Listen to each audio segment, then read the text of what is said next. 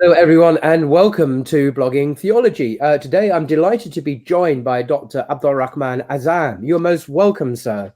Thank you, and thank you for inviting me. Assalamu alaikum to you. Alaikum salam. For those who don't know, Dr. Abdul Rahman has a doctorate in history from Oxford University and worked at the Qatar Foundation for 10 years on several landmark cultural projects. Recently, he has worked on the Islamic Arts Biennial held in Jeddah.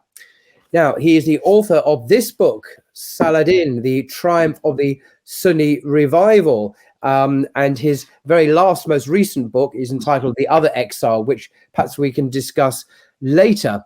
But this book is marvelous. I've read it from cover to cover. And I think you, if I may say so, that embarrassing you have a great gift for historical narrative that really brings the reader into the world of Saladin, which is what, over 800 years ago now. So perhaps we can just begin with a very simple seeming question.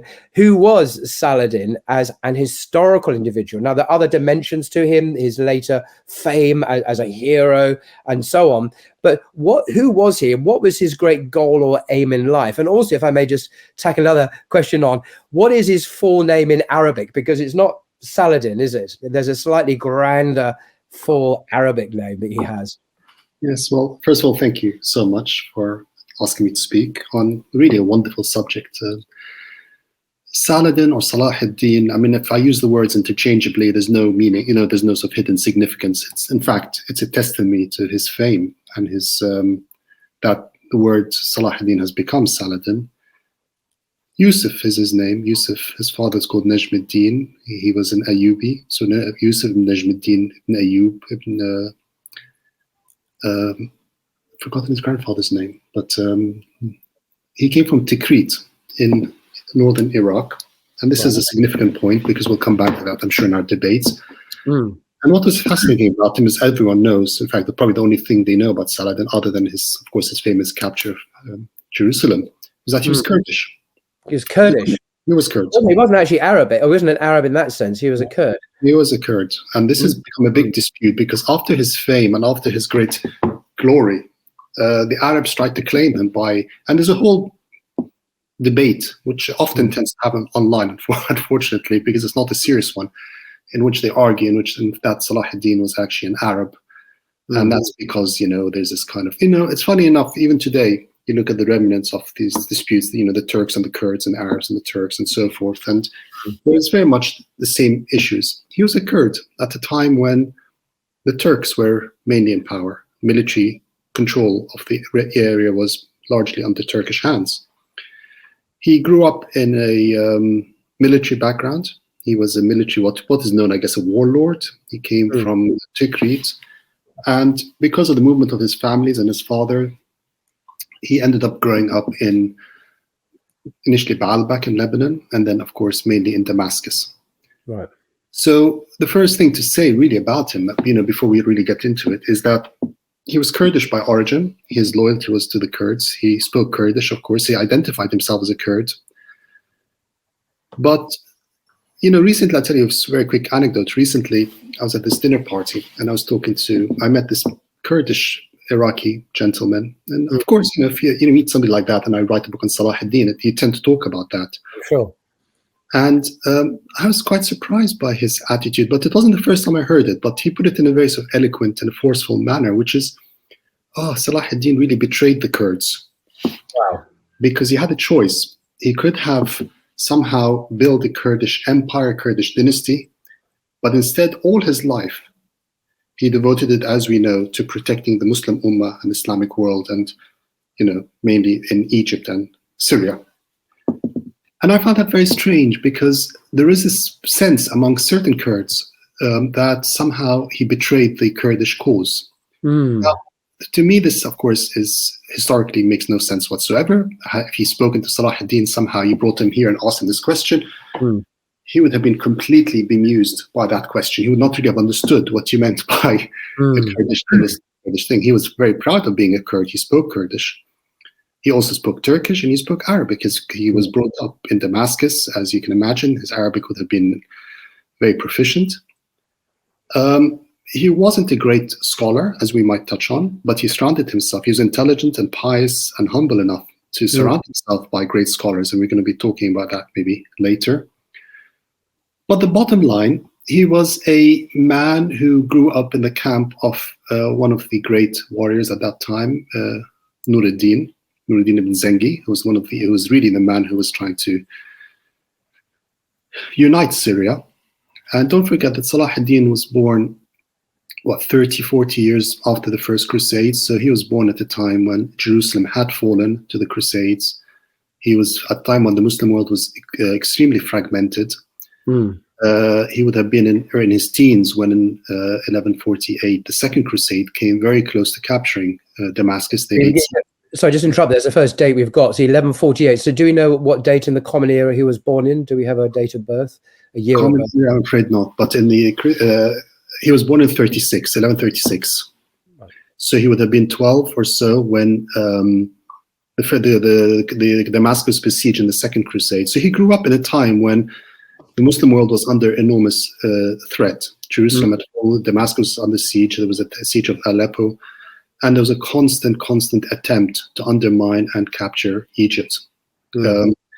So he would have grown up in that world. His father and his uncle. His uncle was a very famous man called Shirkuh, and his father, Najmuddin, was a very wise statesman. They both served Nuruddin in his camp.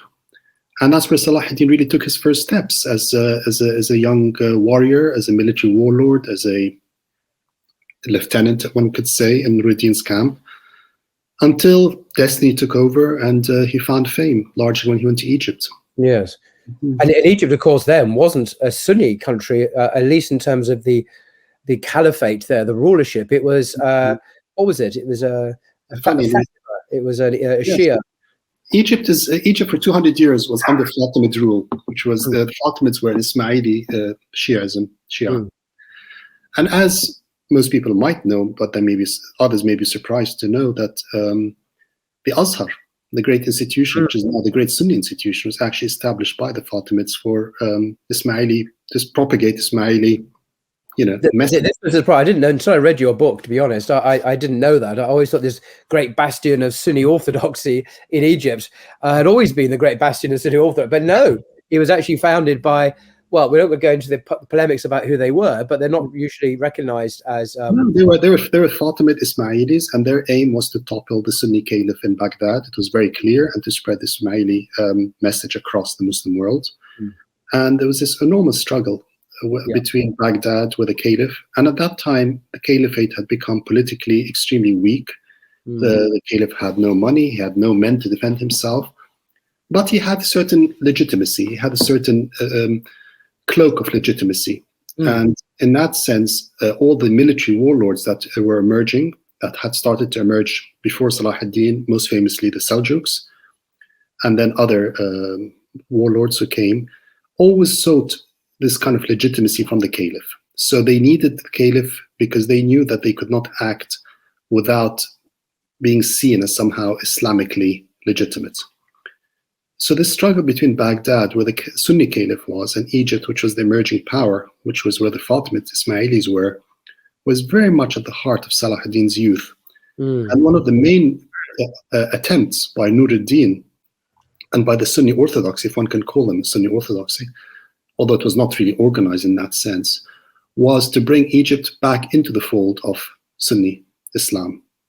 And it was Salahuddin's fate to do so. He was sent to Egypt by Nuruddin when Egypt was about to fall to the Franks, because the Franks and the Crusaders understood that to capture Egypt, and don't forget, Egypt's wealth was enormous, absolutely enormous, when it came to food and men and money. Grain and the natural resources, and it was the breadbasket for the Roman Empire. The whole of Syria did not measure up, of course, to the wealth of Egypt. And so there was a struggle of who could control Egypt. And it was very much like moving pieces on a chess set. It was very clear that once, as I'll just to briefly backtrack, the First Crusade, the Crusaders swept across the Muslim world, which was extremely fragmented at that time. It was split between, as I mentioned, the Ismailis in Egypt, between the Sunnis who were fragmented in Baghdad, and there were other Shia, of course, scattered across Syria, mainly in Aleppo and other places. And there was a whole theological, and there was a kind of disputes and arguments and so forth. This is the standard argument that we come to know, and that's one of the reasons why Jerusalem fell very easily, is because the Muslims were not keeping an eye on it. They were perhaps not as attuned to the threat that was coming. And they didn't really understand what was happening. They mixed up. They didn't really understand the Crusades. They thought these were just another Western invading party that would come and go. But they didn't really understand. But they very quickly figured it out. And there were some people like As-Sulami who quite early on in his Kitab al-Jihad understood the threat.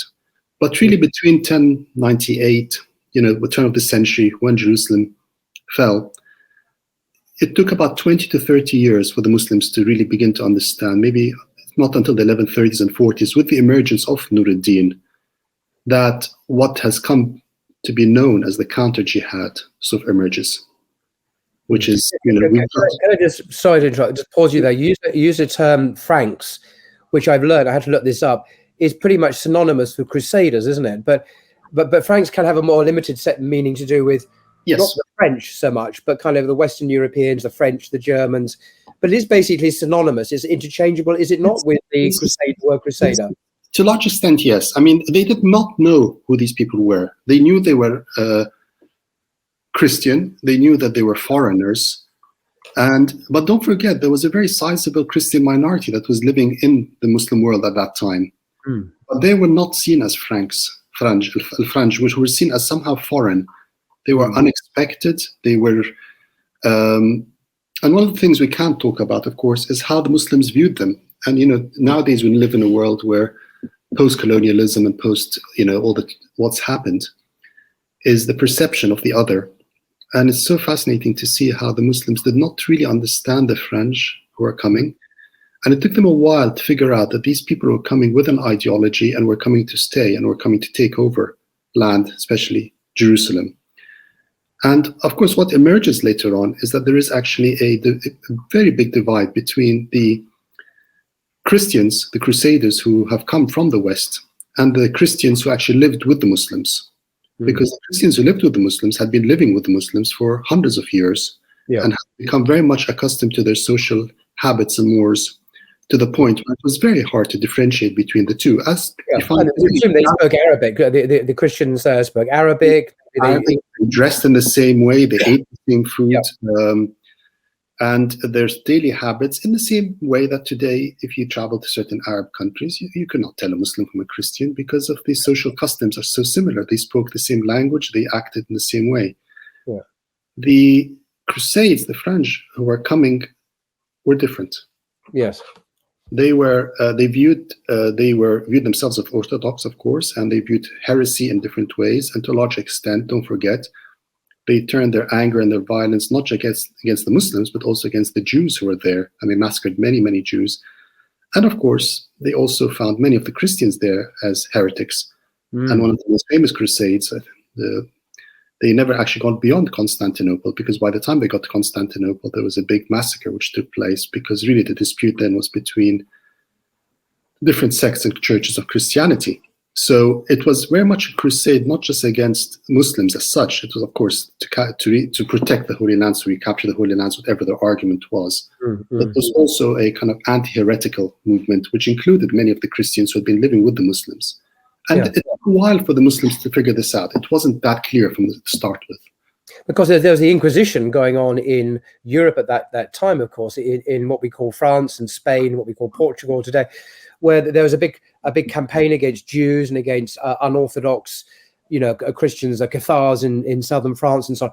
So this was part of a militant movement to push back against heresy and, through the Inquisition. And this was militarized with one of the popes who sent the Crusaders. But it's all part of this Inquisition, wasn't it? It wasn't just like a random military expedition. The Inquisition happened a bit later, a couple of hundred years later. But yes, you're absolutely right, because don't forget that while this was happening with, 1100, 1200, the Crusades, the same battles were being fought out in Spain and in Iberia Peninsula, in Spain and in Portugal, where the idea of the Reconquista was taking place.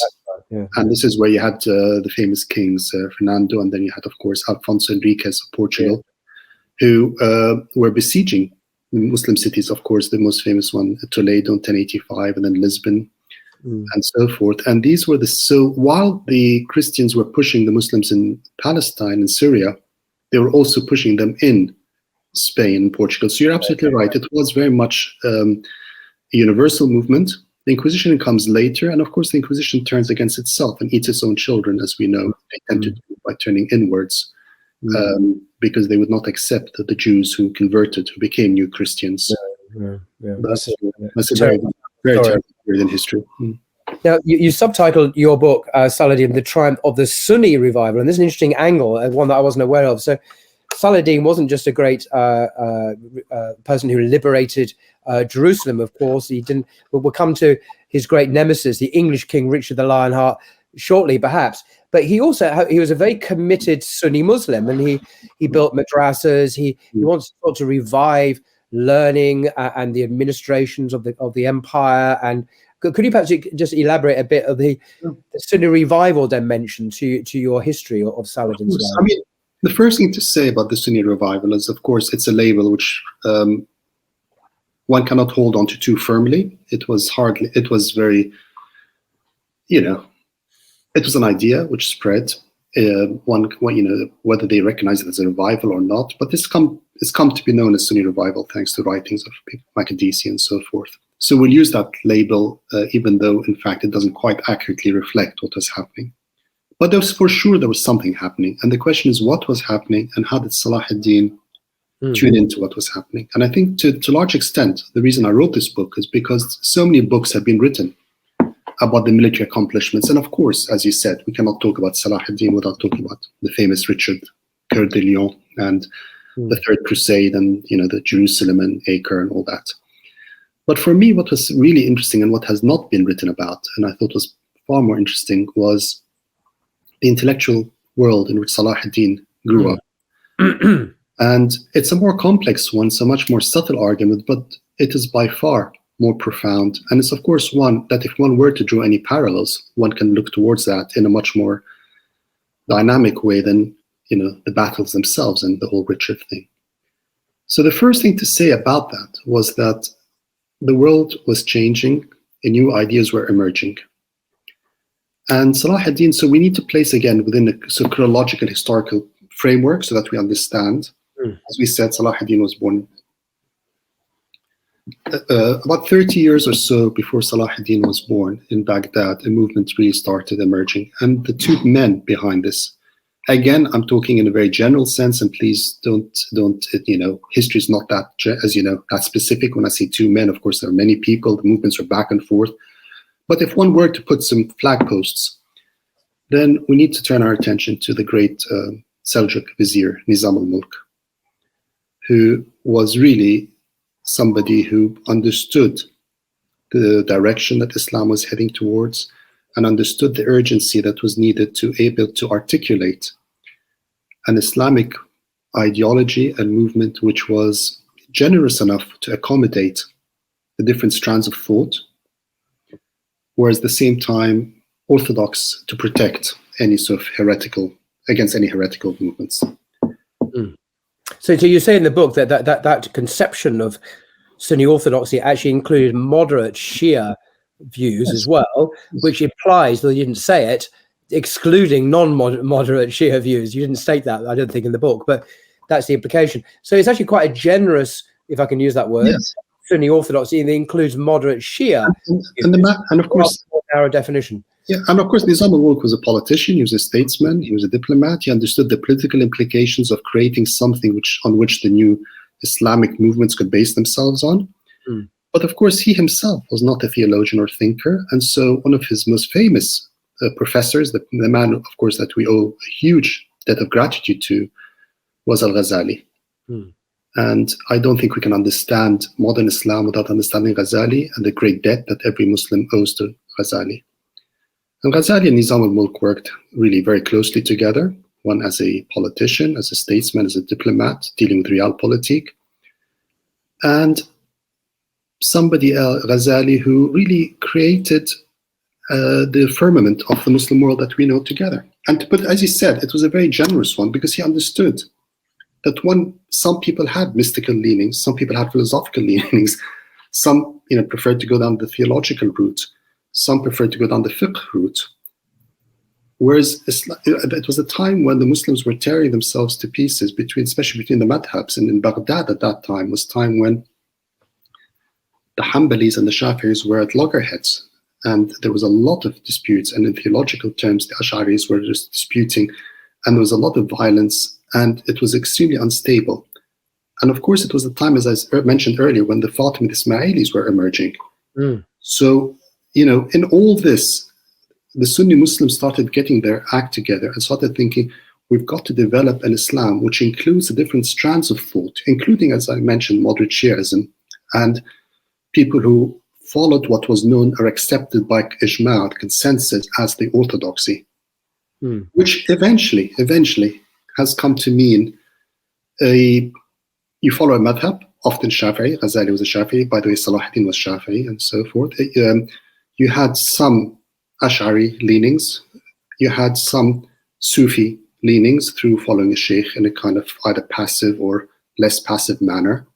But you accepted other points. So this argument, and I know that's something that you've raised many times on your theology blogs, the famous dispute between Averroes, Ibn Rushd, and Al-Ghazali somehow turned against philosophy. This is not, of course, cannot be true, because the philosophy has an important role to play in Islam, as does Sufism, as does fiqh, as does theology, as kalam, and so forth. So what started to emerge very, very slowly and imperceptibly was this kind of new orthodoxy.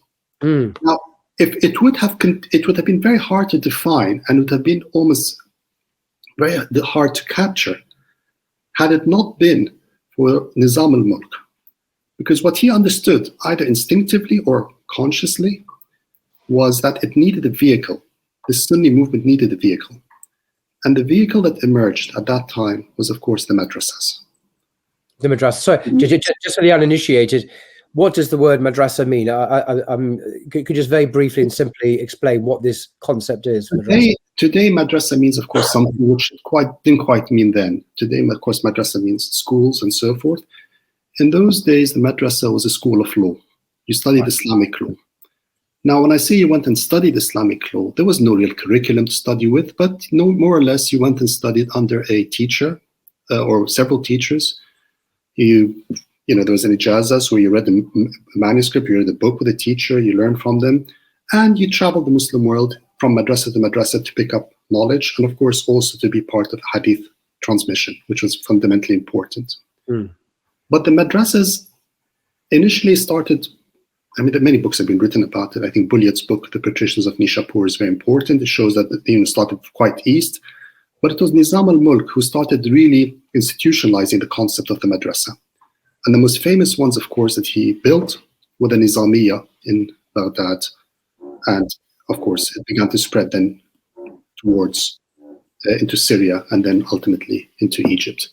So although madrasas, strictly speaking, were places where one went to study Islamic law, the actual role they played as they spread was far more profound than perhaps initially envisaged by Nizam al-Mulk. They played a very important social role in that people met, they discussed ideas, there was intermarriage, there was business happening there, so it became like a focal point for people. But it also transformed the ulama. Before the madrasas, mainly the ulama were often practicing what I call secular professions. They had a job, and then they would come to the market and they would give a fatwa. But now the appointment of professors in the madrasas gave them a professional position. Now, this was not done lightly, and many of the scholars refused to accept money because they somehow felt that accepting money from the ruler corrupted their judgment. It was a valid concern, of course, because if someone pays your wages, then you're not going to bite the hand that feeds you, are you, by criticizing the rulers? Human nature. Having said that, as we see in the book, and we can talk about it, there was a huge amount of there was this famous man called Najmuddin al-Khabushani, who was one of the professors in one of the Salahuddin Madrasas in Egypt, who brilliantly stood up to Salahuddin and actually criticized them, and because the people often look to the ulama and to protect their own interests. And of course, human nature being what it is, a lot of people just took the money and passed the fatwas that the ruler wanted. But in many cases, they actually stood up to Salahuddin and said, "But this is against Sharia. You cannot do this." So, but the other point that the madrasas did, which I think really is the most important point to know, is that as these slowly, and again I use the word graduation because there's no real graduation ceremony or anything, but as these scholars, as these ulama went to the madrasas and started emerging from madrasas, they started becoming almost rubber stamped by a certain education. Now what happened was these people started assuming positions of government and administration as well.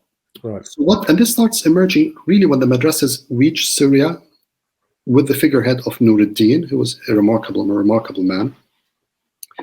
And as he started building madrasas in Aleppo and in Damascus, where he ruled, he started gathering around him people who were madrasa trained, but who would also work in administration. And it's this what I call this pincer movement, which between the ulama who started assuming positions of administration, which really secured the Sunni revival, if one can call it. And now you see this really emerging with Salahuddin, where most people who were around him, most people who advised him, and most people who really gave him counsel, both on not just on religious affairs, but also on practical administrative taxation affairs, even military affairs, were madrasa trained. So if one looks at it over a period of 30, 40, 50, 60 years between Nizam al-Mulk, Ghazali dies, as we know, famously in 1111, Salahuddin born in 1136, so there's a 20-year gap. And if I may just divert slightly and talk about another incredible figure who, of course, was alive at that time, was Abdul Qadir al-Jilani. Oh, Jilani, yes. Jilani was a man who's a contemporary of Salahuddin, and here we have. And he's Hanbali. He's Hanbali, I think. He wasn't Shafi like Salahuddin. He's a Hanbali who went to Baghdad, yes, and he became, of course, he initially was a Hanbali scholar, and then he became, of course, he had many disciples then at that point, and I don't think once he settled in Baghdad, of course, he came from Gilan, and once he settled in Baghdad, I don't think he left it. And he had thousands upon thousands of disciples. He was really the main pillar of this. Right today. That's how I heard of him, because he's still his books are still on sale in bookshops. Absolutely, not just his books. You'll find that he's got his disciples remain as powerful as everything. The Jilani. So we have this figure, Abdul Qadir Jilani, who was a great scholar, who was a great Sufi sheikh, living in Baghdad, who was a contemporary of Salahuddin, and they never met. Salahuddin never went to Baghdad, and Jilani didn't come and meet Salahuddin. Salahuddin would have been, Jilani died in 1160 something, so Salahuddin would have been 30 years old. So they would have heard of each other. Of course, they knew each other. And these were, if I would say, the two most important people in the Muslim world at that time: the great Sultan Salahuddin and Abdul Qadir Jilani, who really followed from Al-Ghazali as being the main thinker of the Muslim world, the great sheikh. Now, in my book, I start looking very carefully at. That's the book. This is actually a near contemporary portrait, allegedly, of Saladin. And looking very, very Asian, actually, looking very quite Oriental in this. Yes, I mean, I'm not quite sure. I mean, this is a slightly detour here, but in that amazing depiction of Saladin in the Kingdom of Heaven, in this movie by Ridley Scott, the actor who plays him, there's a Syrian guy called Ghassan Massoud, who looks nothing like him. He was Kurdish. If I just finish this point, because I think it's important. Please. What you find was that a lot of the disciples of Jilani, a lot of the students of Jilani, ended up working and advising Salahuddin. So you get very great scholars like the great Hanbali scholar Muwafaquddin ibn Qudama. You get Ibn Abi Asrun, who was a chief judge. You get many of the scholars and administrators of Salahuddin, and I trace their sort of education, their spiritual discipleship and training back to Al-Jilani in Baghdad. So what really was emerging when one talks about the Sunni revival was a very fluid movement of ideas, of thinking, of writing, of travel, and somehow it was inspiring the the Crusades, the fight against the Crusades. Mm. Now, whether this could have happened without the madrasas being built is an argument, because when Salahuddin needed people, he turned to the madrasas. When he needed legal advice, he turned to the madrasas. When he needed so if this institution had not existed, one wonders where these people would have gathered. Mm.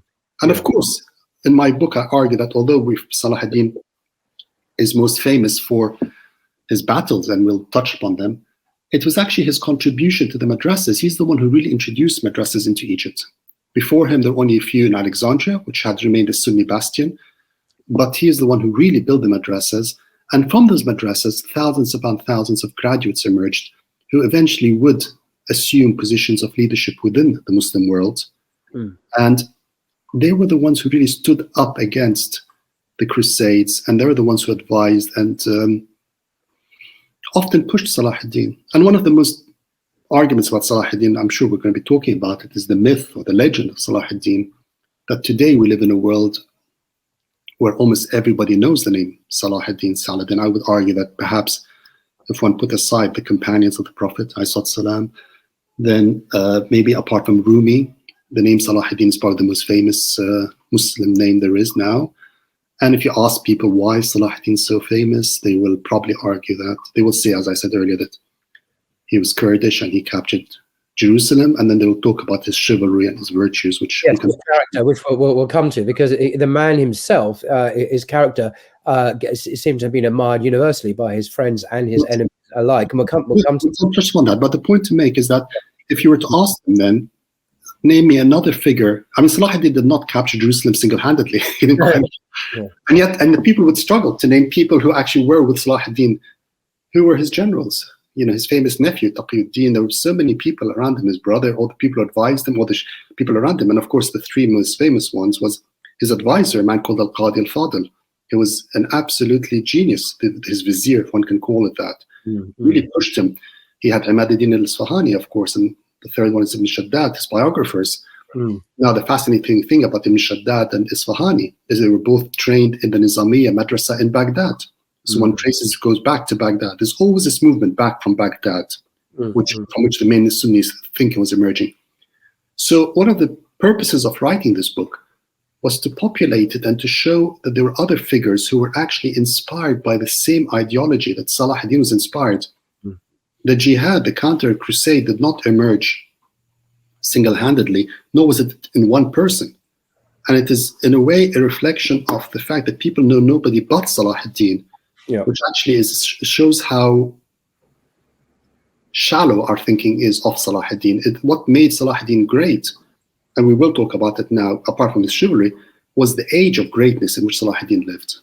Some great men around him. And that's why Islam managed to do what it did. But going back to the point about Salahuddin's virtues, they're absolutely true. Yeah. When you read about them, first of all, you think this must be coming out from, 1001 Nights or the Arabian fables and so forth. He was remarkably chivalrous. He was remarkably virtuous. Yes. He had qualities which managed to unite the Muslims. And he started off with a handicap, as we know. He was a Kurd at a time when Kurds were not accepted. And for a Kurd to emerge and rise, at one point, he controlled Egypt. His power extended to Yemen. He controlled the Hijaz, which meant he had the power over Mecca and Medina. He controlled Syria, and he controlled Iraq, the northern parts of Iraq. One person. Now, how did he do it? This is one of the main discussion points on how long it took him to take it on, while at the same time, he was fighting the Crusades. Now, what is remarkable about Salahuddin is that he managed to do this, and he managed to unite all these Muslim lands without shedding any blood. Sorry, I just want to, if I may, just read a paragraph from your book, which gives perhaps an extraordinary insight into the character of the man himself, the personal character. And it's on, excuse me, page 206, and you write the following. The fighting, however, did offer glimpses of Saladin's character. On one occasion, a number of Frankish prisoners, Frankish is another word for crusaders, a number of crusader prisoners were captured, and his younger sons asked to be allowed to kill them. But Saladin refused, lest they should acquire a taste for blood. I'm not sure what a taste of blood is. I don't want to go there, but anyway. On another occasion, and this is really touching, I think, a 3-month-old baby was stolen from the Frankish camp, and such was Saladin's reputation, the Franks advised the mother to go and plead with Saladin, for they informed her he was a merciful man. This is the Crusaders informing her that Saladin was a merciful man. She was brought to him by his guards, and he quickly found out that the baby had been sold in the slave market. He then ordered that the baby should be bought back, and he returned it to the mother. Then he ordered a horse to be brought to escort her back to the Frankish camp. This is the enemy camp. So he was actively showing compassion and mercy to a mother and the mother's child in ways which way, way, way beyond the call of duty. And this is just a fascinating vignette and insight into the man. And this is characteristic. This is not an exceptional incident. It's characteristic of the man. And you can see how a legend was born from this. Legend was born because of that. And the reason he became so famous in the West and Salahuddin became Saladin is because as the Crusaders returned, they returned with stories that they had seen, like this one you mentioned. There was many other ones. There was the famous one where in one of the battles between him and Richard's horse was slain and the King of England fell on the ground. And this, of course, to capture the king in battle would have ended everything. But Salahuddin sent him 2 horses because he said it's not befitting that a king should fight not on horseback. He had chivalry. But what is incredible about Salahuddin was, of course, it goes without saying, his virtues and chivalry were incredible. And it's in a way that is one of the reasons why he united the Muslim world. And I'll come back to that later on. But the most profound point is this. The Crusaders and the Christians were overwhelmed by Salahuddin's chivalry and virtues. But they could not, and they refused to accept that these chivalries and virtues were simply Salahuddin trying to emulate the virtues of the Prophet and Islam. And here we have this fascinating relationship between those who came across a so-called enemy who appeared much more chivalrous than their own people. And as we know, in the First Crusade, when they entered Jerusalem, they massacred all the Jews and the Muslims there. Salahuddin, when he captured Jerusalem, of course, he released everybody without any shedding of blood. And that without, I don't think you mentioned in the book, but of course the Prophet's own entry into Mecca when he was victorious over his own city, and what he did there, he explicitly invoking Prophet Joseph. And of course, how did Joseph treat his brothers who had betrayed him and sold him to the Egyptians and did terrible things to him? So that this embodiment of mercy in the Prophet's life is I think you're suggesting is also. And Salahuddin was, and of course, no, Salahuddin was fully aware of that. And don't forget, Salahuddin's name was Yusuf, and his chief propagandist played that very cleverly by using the word Yusuf and playing the word Joseph, and playing that on that symbolism. He was a very clever strategic figurehead as well. But the point is this: he inculcated Islamic virtues and values at their best. As the enemy, as the Crusaders came and met these virtues, they carried it back with them. But somehow, of course, they could not accept that these virtues were Islamic. They couldn't, because if they did, then the natural thing would be then this cannot be a false religion. This has to be some truth in there. So they went through these mental acrobatic somersaults where they had to praise the man, but not praise the religion, which inspired the man. And most famously, we find that in Dante, of course, in the Divine Comedy, where Saladin is seen as a kind of heroic, doomed figure. Of course, he had to be doomed because he wasn't Christian, but somehow he wasn't doomed in the way because he was placed in the kind of ancient heroes' virtues. Yeah. And Salahuddin actually is seen in a much better light than the Prophet in that sense. But of course, what we as Muslims recognize is that, of course, the virtues of chivalry and honor which he displayed were down to his great piety and his great love of the Prophet. And this is why we have this very interesting relationship where people say it's not so much that he actually captured Jerusalem. And we see this later on in the book. He captured Jerusalem because he was very painstakingly, he built up alliances across Syria. We know that. Again, on 2 or 3 occasions, he was nearly assassinated by the famous assassins. The assassins, this kind of Ismaili group who went around just killing people. Mount Alamut, and they got to him because the Latin kingdoms, of course, they recognized his danger. And very, very early on, one of the Latin historians, William of Tyre, writes about Salahuddin when he was a young man, before his rise to power. And he actually says, this man is not like the others. You cannot buy him. This man is different. So very early on, they realized this man was different. And of course, Nuruddin was the same. So Salahuddin was following in Nuruddin's trail to an extent, although in a way, Salahuddin completes the work that Nuruddin did, which is the final capture of Jerusalem. Right. Before we get to that, can I just quote another section from your book towards the chapter Death in Damascus, Saladin's last days? And you write, if one were to speak of the genius of Saladin, which one surely must, then, in the words of Jackson, this is presumably a Western commentator, one would speak of, quote, the human qualities which made him loved as well as an admired leader. It was his sincerity, his generosity and his magnanimity, which earned from him respect in West and East alike, coupled with his regard for fair dealing. But it was his human kindness which earned him the great personal loyalty of his immediate circle. And that's from a Western writer. I just wanted to add that quote as well to what you were saying. But can we, if I may, just as time might elude us, come back to the victory at the Battle of Hattin, what that was about, and the liberation of Jerusalem, and then after that, perhaps looking at his, what I call his nemesis, who is Richard the Lionheart. There's a statue outside the House of Commons, not far from here, put up in the 19th century, in a kind of a eulogy to this great Christian, almost saintly, godly figure who, but there's some terrible atrocities that Richard the Lionheart is well known to have committed, and we'll perhaps, unfortunately, briefly touch on those as well. But what the victory at the Battle of Hattin, what was that all about, for those who don't know?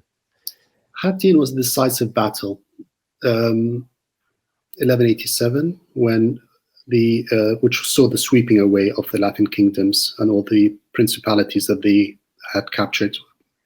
Between the First Crusade and Salahuddin's rise, they managed to establish certain footholds along the coast of the Mediterranean coast, really Syria, Palestine, Lebanon.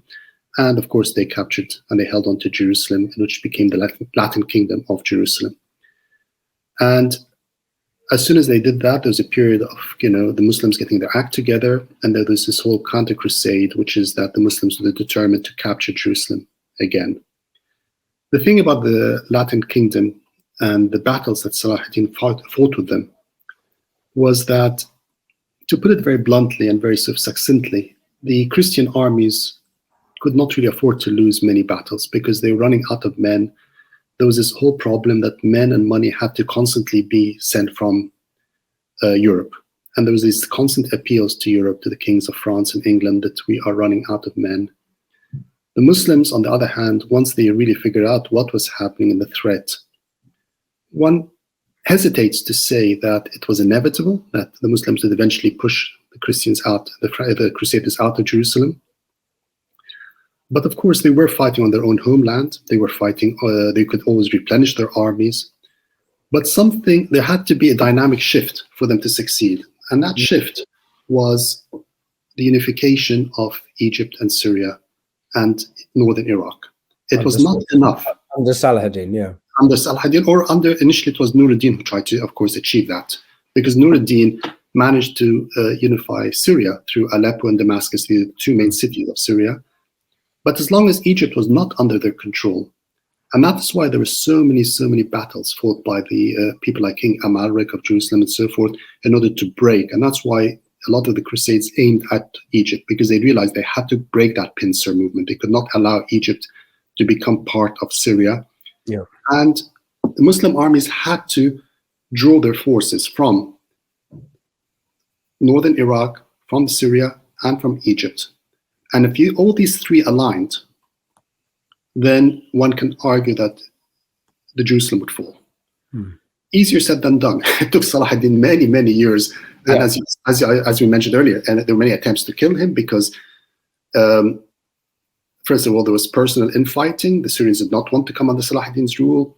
They used to call him he was a Kurdish, Nuruddin was Turkish, he was Kurdish, and they were talking the Zengids, who were the Nuruddin ibn Zengi, so the Zengid followers of Nuruddin, often accused Salahuddin of being a dog that barked against his master, because they thought him, everything was seen in very insular, personal, self-interested manners. This was a fragmented society which is far more fragmented than today. Really one which was scattered between small principalities, between small little towns and villages and cities, and everybody controlled everything. To transform that, to transcend that, and to ask people to unite, to fight against somebody who came, one could argue, came from nowhere. He was an Ed in Nuruddin's camp, and he emerged. And to be able to do that through his sheer personality, and this is really the key that one needs to understand. It's only when, and it took him many, many years to unify Egypt, to capture Syria, to go up to Iraq, to campaign, to come back. Once he got these armies together, they were victorious. They were largely victorious also because the Christian armies did some very, very strategic miscalculations, the famous Inquisition. And if you read the book, you'll see a lot of strategic tactical errors. But the fact is, the Christians did not have the forces the Muslims had. The armies kept pushing them until they finally broke them in Hattin. Once this happened, and Jerusalem returned to the Muslims 88 years after its fall, and there's a huge celebration, of course, and there's great joy everywhere, Salahuddin knew instinctively that Europe would not allow this to rest. Yeah. And exactly what happened was that the kings of France, of England, Germany, all came together and sent huge forces to recapture, and this was the famous Third Crusade.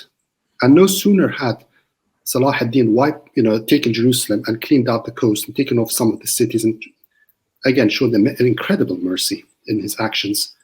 Then, many Muslims say that had Salahuddin not shown this mercy, then perhaps had he massacred a lot of the Christians, then maybe the Third Crusade would not have happened, because it had shown. So maybe they interpreted Salahuddin's mercy as a weakness. So they felt they can, there's a lot of arguments that, other Muslim leaders, famous ones like Baybars and people who've come later, they didn't have this mercy. They showed much more rigor in their sort of massacres. But then they wouldn't have been Salahuddin. He is who he is. Yeah. And so his great nemesis, of course, you talk about the three great kings from France, Germany, and England. The one that seems to have made the biggest impression historically is Richard the Lionheart, who didn't spend much time in England, by the way. He seems to spend most of his life abroad. But anyway, he spoke French, by the way. Yeah. And of course, he arrived determined. He was an incredible soldier. We have to give him credit. He was as a military leader, he must have been incredibly charismatic, strong.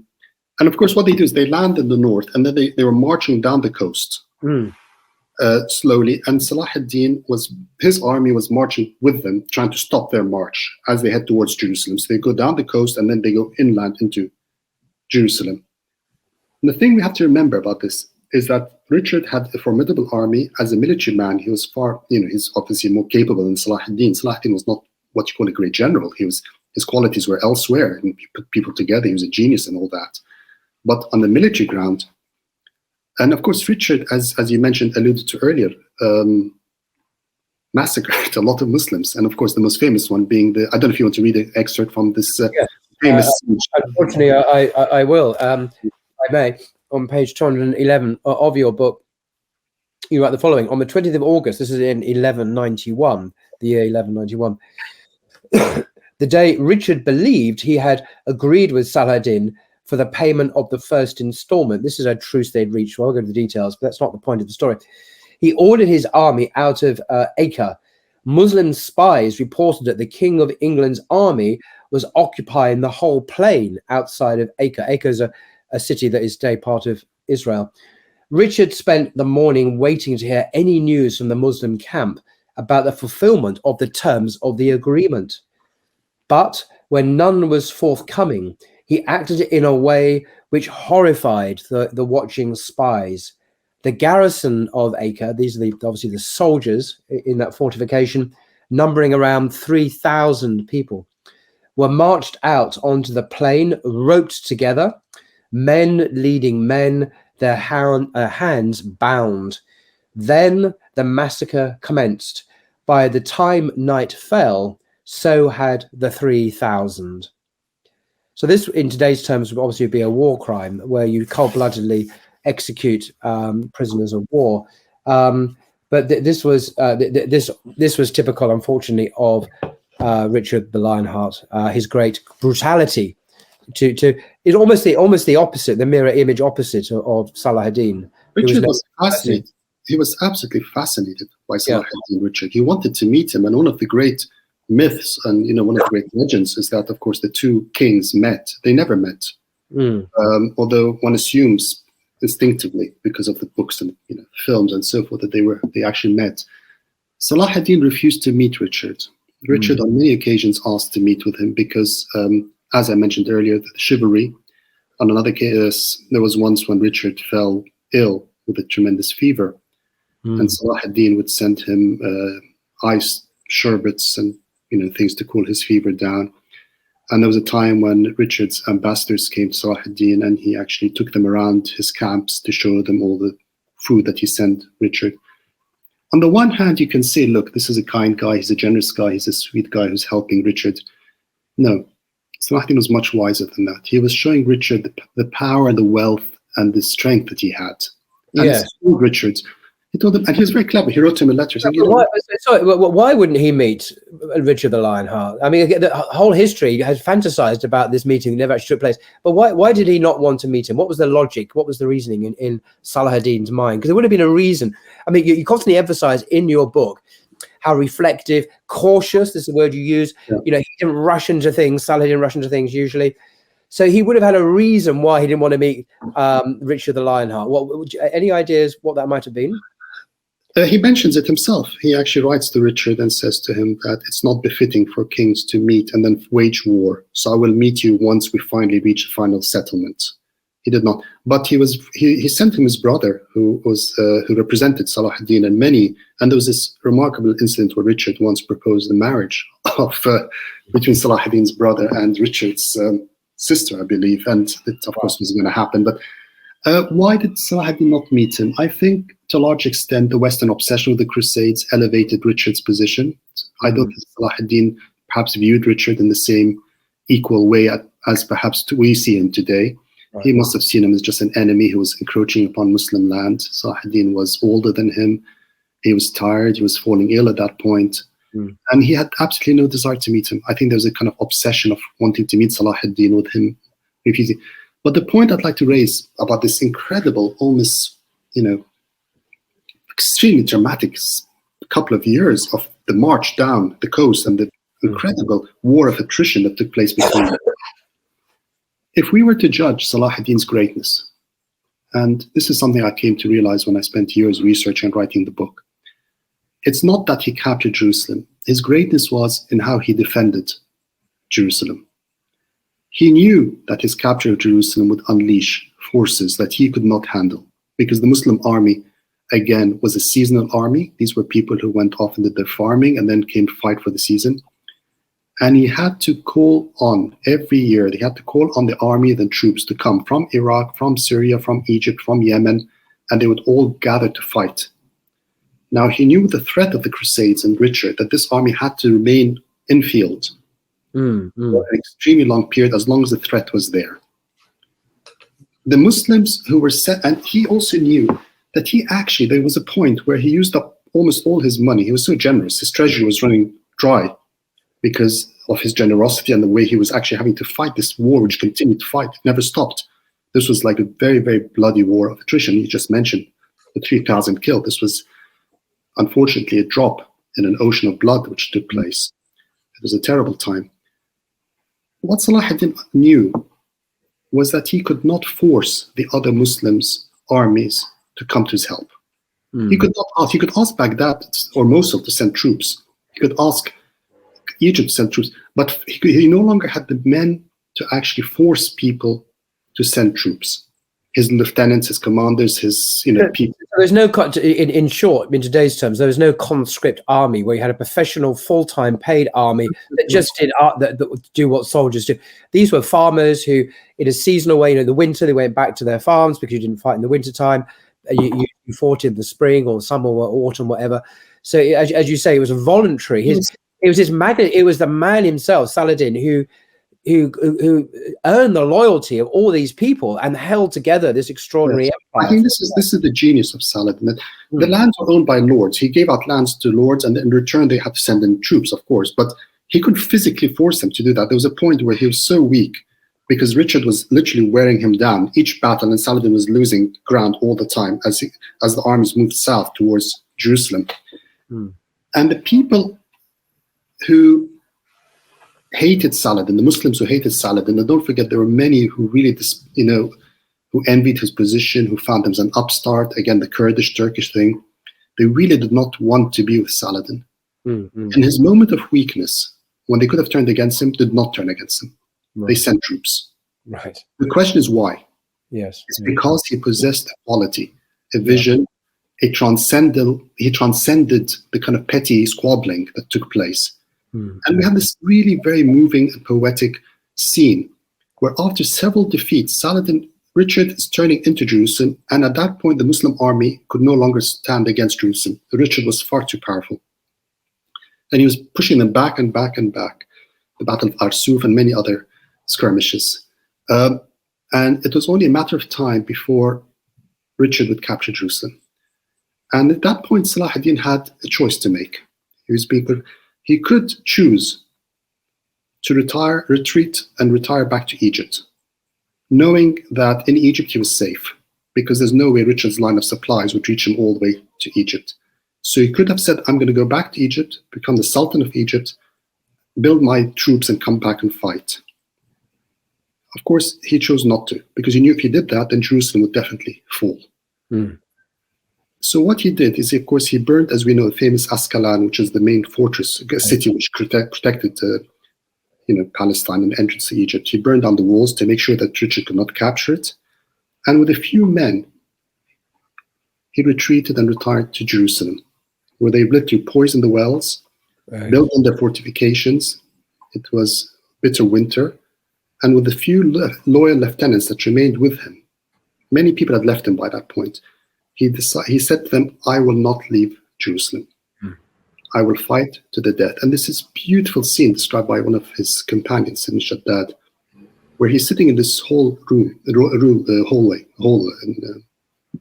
in Jerusalem. And around him were several men. And they're all sitting there in complete tranquility and silence. And nobody was moving. And Shaddad describes it, they were so still as if birds could perch on their heads. Yes, yes. And each man was lost in their thoughts. And then Salahuddin speaks to them and says, I will not leave Jerusalem. I will fight and I will die here. I will not give up the city to Richard. And what is fascinating is the people around him, and then one of the people next to him stands up and speaks. And this man had been one of Salahuddin's bitterest enemies and rivals. He had vied with him for the vizierate back in Egypt many years earlier. And he said to him, and so it shows you that Salahuddin managed to retain their loyalty, not through force of arms, nor through money. He no longer had any money. His treasury was almost running empty. His advisor, his greatest companion and friend, Al-Qadi al-Fadil, often would not tell him the truth of how much money he had, because he knew if he told him, Salahuddin would spend it on. He was so generous, he was just giving it away. And as we all know, famously, he died penniless, Salahuddin. I mean, the parallels in the life of the Prophet upon peace. I mean, it might be obvious to everyone, but it struck me a renewed force there. The Prophet himself died penniless, so he wasn't a warlord who accrued great wealth. Also, the sheer magnetism of the Prophet himself, even the most difficult times, without going into the details of the seerah, of course, when the forces were threatening to split everyone apart. No, people remained with the Prophet because of the man himself. The loyalty to the man transcended these divisions and these forces that were pulling everyone apart. There's a parallel between what you the Battle of Khandaq and the Medina, and of course the Jerusalem with Salahuddin on a much less. Of course, you can't compare them, different levels. But for sure, at the end, Salahuddin, when he had no men around him, when all his loyal people had left him, when he had no money, and he was surrounded by people who really he could not pay to remain with him. They remained with him. And Richard was just about to capture Jerusalem. But of course, he didn't capture Jerusalem. And many things happened. And Jerusalem remained Muslim for hundreds and hundreds of years. Yeah. And that took it out of Salahuddin. He didn't live much longer after that. He died as a reasonably young man. He was in his 50s when he died. 55 or something. So yeah, very young. You can imagine the pressure that he was under to keep the Muslim world united. And as I mentioned earlier, he died penniless.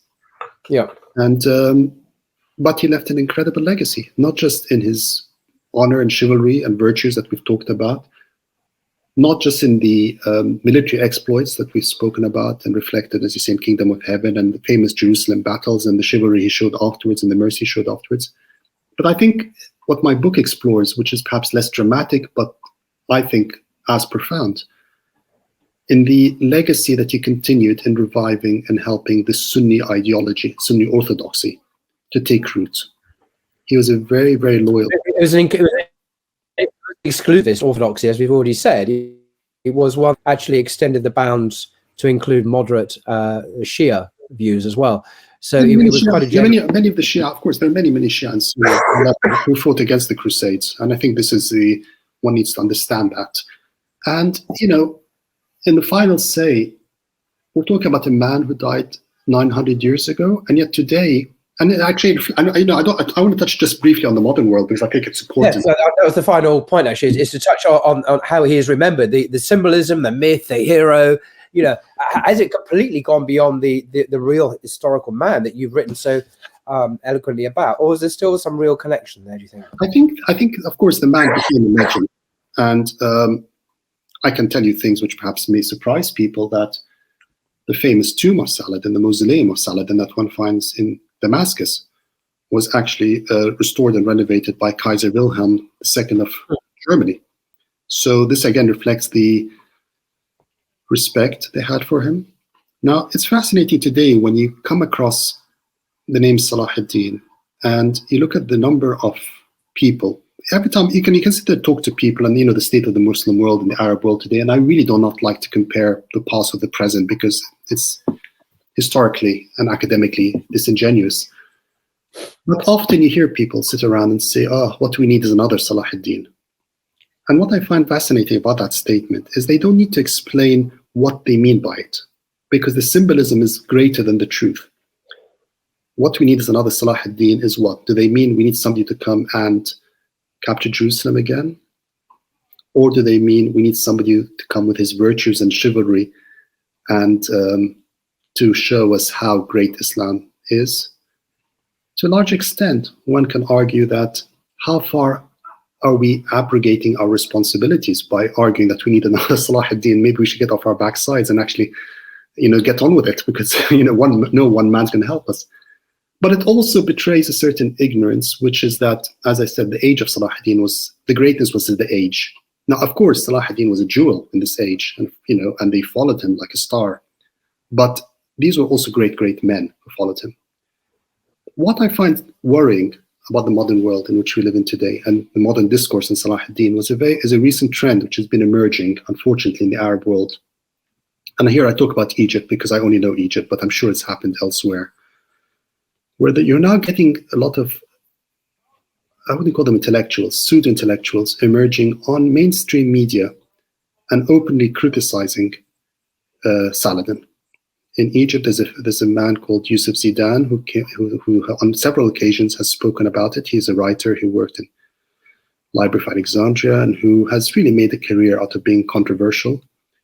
And recently, or a few years ago, and he's just repeated it recently, he described Saladin as being one of the most despicable people in history.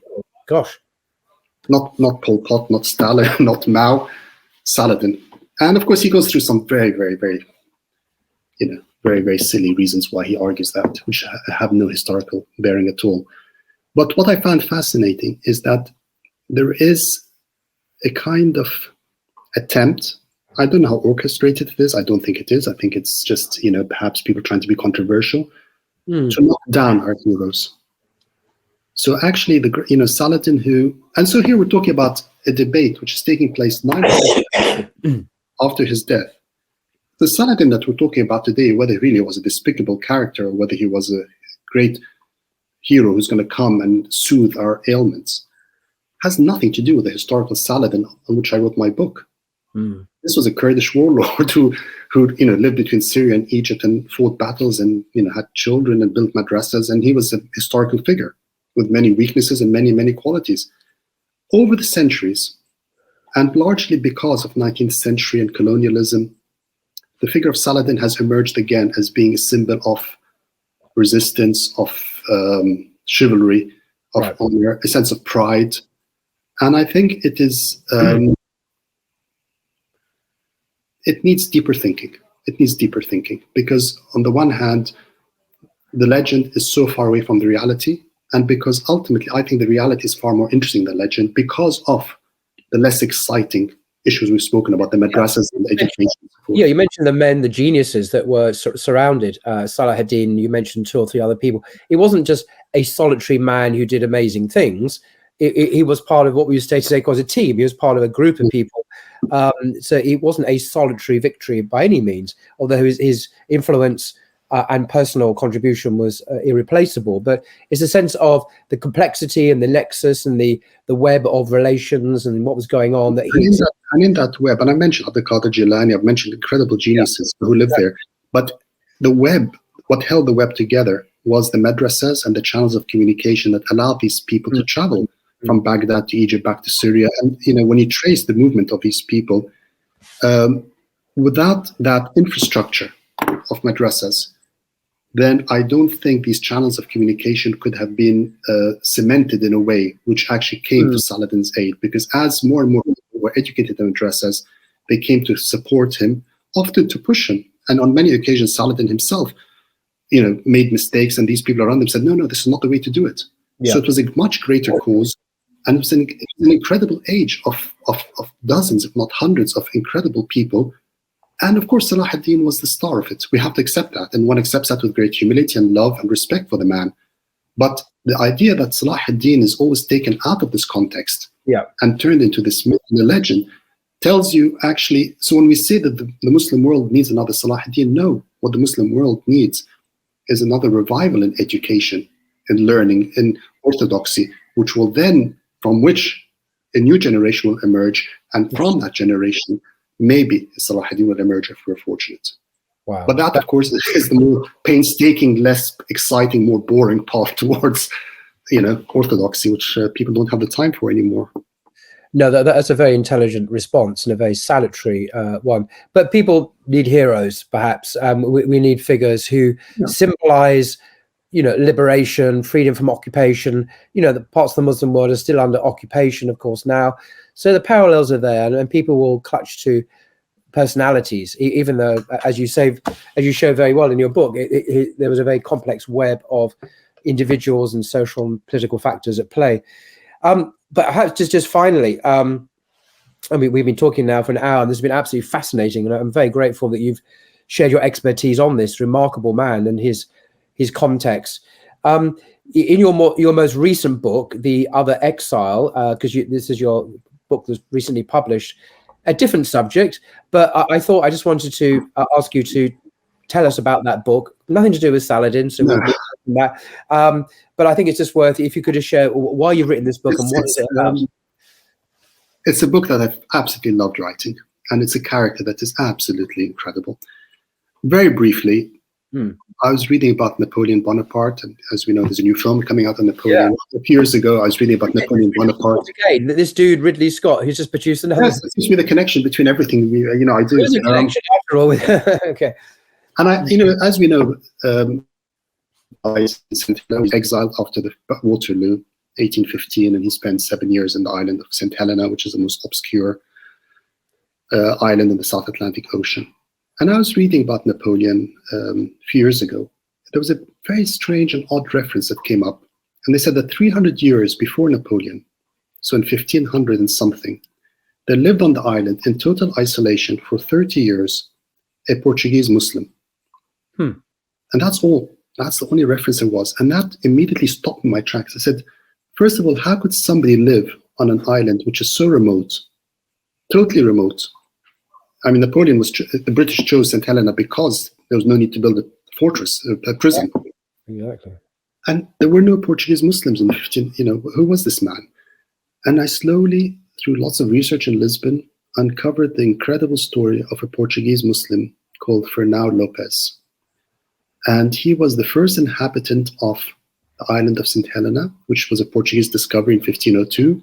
He lived on the island literally as the first, almost a Robinson Crusoe figure. Astonishingly, he was a Muslim. Even more astonishingly than that, as I found out, he was actually born Jewish, was forced to become a Catholic by the King Manuel of Portugal, as you know, we mentioned earlier, the pre-Inquisition period.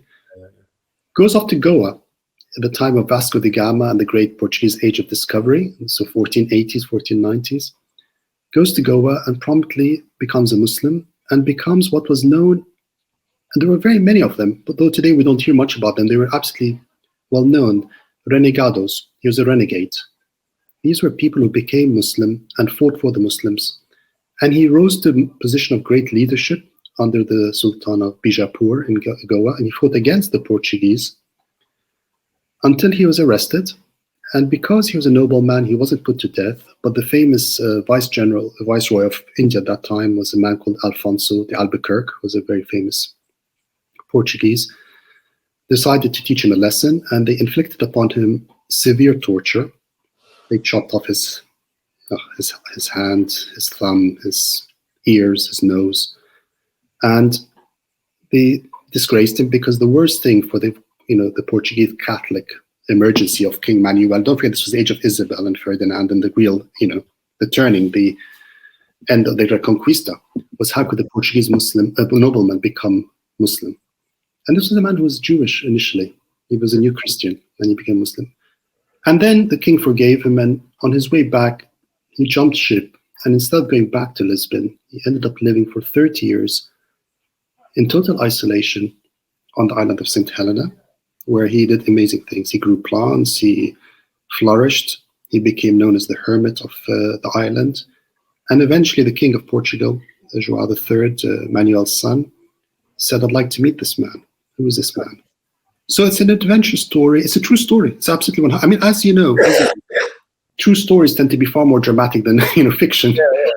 This was a character who was, and so it explores the identity of Islam in Portugal, of Muslims.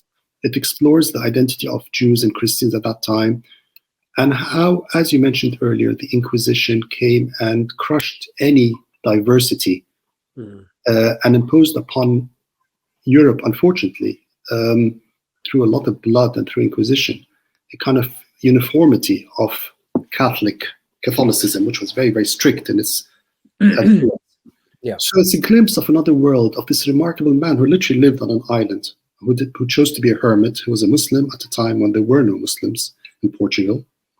And the book has done very well. It came out in Portuguese and in English and Turkish and many languages, Arabic. Will there be a film? Will Ridley Scott do a film? He's an incredible character. It surprised me, by the way. Every time I speak to people on the island, everyone says, "Oh, Napoleon." I say, "Oh, Napoleon spent his time in St. Helena, lamenting his fate and wailing. He's a Corsican who's just, and he kept going on about it. But in fact, the first inhabitant of the island was a man who deeply loved St. Helena, and he actually planted it with plants, and he used to feed the sailors who would come. He never left it. Well, he left it. He went and came back, and he died on the island. So it's an absolutely unknown story. He's become very famous in Portugal thanks to my books. It come out, did very well in Portuguese. And maybe one day we can sit and have a chat about the idea of Islam in Europe and how different it was at the time when perhaps now, unfortunately, we're reading it post-Inquisition. But pre-Inquisition, the relationship between Islam and Europe was a much more complex, nuanced one, as we know. Gosh. Well, that's what's the full title of the book? The Other Exile? The Other Exile, the remarkable story of Fernão Lopes. I can't remember the title. And a Paradise Lost or something like that. It's about the island of St. Helena. It's called The Other Exile. And it's available. It's available. So I'll put a link to that book and, of course, to this book, which I've read and I do recommend highly as well, in the description below. So, excuse me. Thank you very much indeed, Dr. Abdul Rahman. My pleasure. I hope we covered a lot, and I hope I managed to explains some of Saladin's genius, and I hope that people who talk about him are now intrigued and want to read really in detail his life. I think we owe it to him. He was a those who watched the film and seen the video can now go and read. Yeah, I have problems with Kingdom of Heaven, but that's another story. Orlando Bloom and all that. I knew you'd say that, but no, it was heavily fictionalized account. Obviously. Absolutely. Well, it served the purpose. It served the purpose. Yeah. Okay. All right. Well, once again, thank you very much indeed for your time. Really appreciate it. Until next time. Thank you.